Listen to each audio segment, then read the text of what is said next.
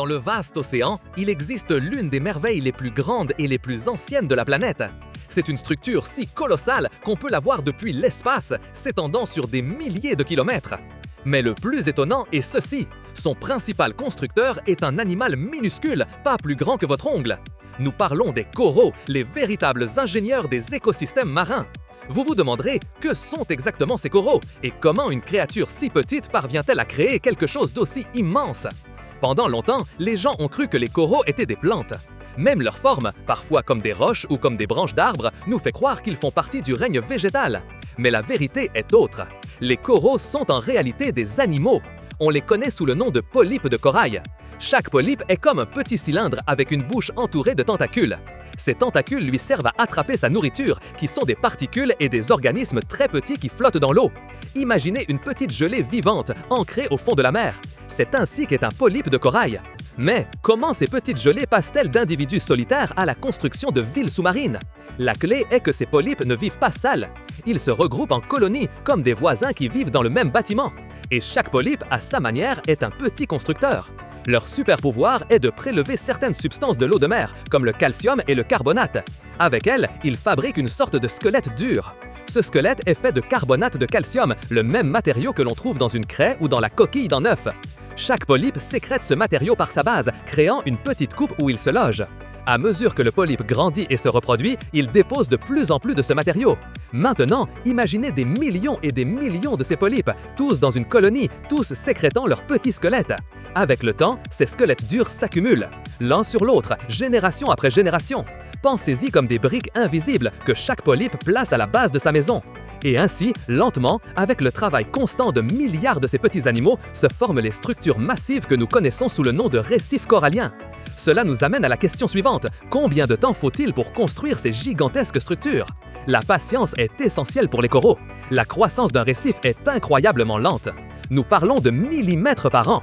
Oui, vous avez bien entendu, seulement quelques millimètres en une année entière. C'est comme voir pousser un ongle, mais sous la mer et pendant des milliers et des milliers d'années. Les scientifiques savent que les plus grands récifs qui existent aujourd'hui ont commencé à se former il y a de très nombreux siècles, avant même l'existence des premières civilisations humaines sur Terre. La manière dont ils se reproduisent contribue également à cette croissance lente et constante. Les polypes peuvent se cloner, un processus appelé bourgeonnement. Un polype produit simplement une copie identique de lui-même qui se fixe à son côté. Ainsi, la colonie grandit et s'étend comme si une famille s'agrandisse avec la naissance d'enfants identiques. Ils peuvent également se reproduire sexuellement, libérant des œufs et du sperme dans l'eau lors d'événements massifs et coordonnés. Ces événements sont appelés frais et donnent naissance à de nouvelles larves qui voyagent en mer à la recherche d'un nouvel endroit pour s'installer et commencer une nouvelle colonie. Pour comprendre la véritable échelle de ce que ces petits animaux accomplissent, pensons à la Grande Barrière de Corail. Elle est située en Australie. La Grande Barrière de Corail n'est pas seulement un récif, mais un immense système de plus de 3000 récifs individuels. Elle s'étend sur plus de 2300 km. C'est comme un mur vivant qui relie toute la côte du pays. Cette merveille naturelle est construite par un nombre inimaginable de polypes coralliens. On estime qu'il y en a des milliards et des milliards. C'est l'une des plus grandes structures biologiques existant sur Terre et elle a été construite pièce par des créatures que nous pouvons à peine voir à l'œil nu. Mais l'importance des coraux va au-delà de leur taille. Les scientifiques les appellent ingénieurs d'écosystèmes. Cela signifie qu'ils créent le lieu où d'autres vivent. Les récifs coralliens sont comme des immeubles d'appartements sous-marins remplis de vie. Ils offrent refuge et nourriture à des milliers d'espèces de poissons colorés, de requins, de tortues marines, d'étoiles de mer et de très nombreux autres. Des animaux. Environ un quart de toutes les espèces marines vivent dans les récifs coralliens ou en dépendent pour une étape de leur vie. Ce sont comme les forêts tropicales de la mer, regorgeant d'une diversité incroyable. De plus, les récifs coralliens jouent un rôle crucial pour nous, les humains. Ils fonctionnent comme des barrières naturelles. Ils protègent les côtes des tempêtes, des vagues et de l'érosion. Ce sont comme des boucliers sous-marins qui absorbent la force de l'océan. Cela aide à protéger les plages, les ports et les communautés côtières.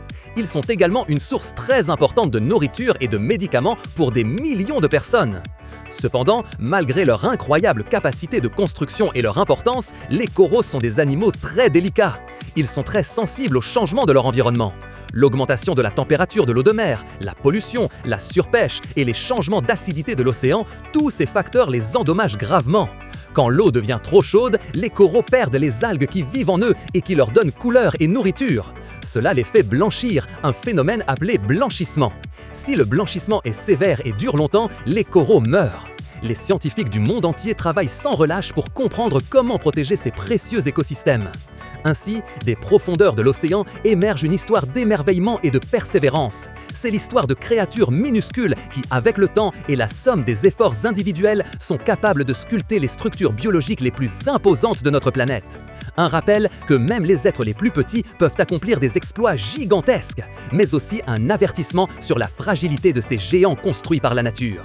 Explorateur, si l'incroyable capacité des polypes coralliens vous a émerveillé, mettez un j'aime à cette vidéo. Dites-nous en commentaire quelle autre merveille du monde vous aimeriez explorer. Et n'oubliez pas de vous abonner à la chaîne pour ne pas manquer nos prochaines aventures. Partagez cette vidéo avec vos amis pour que plus de gens découvrent l'incroyable monde des coraux.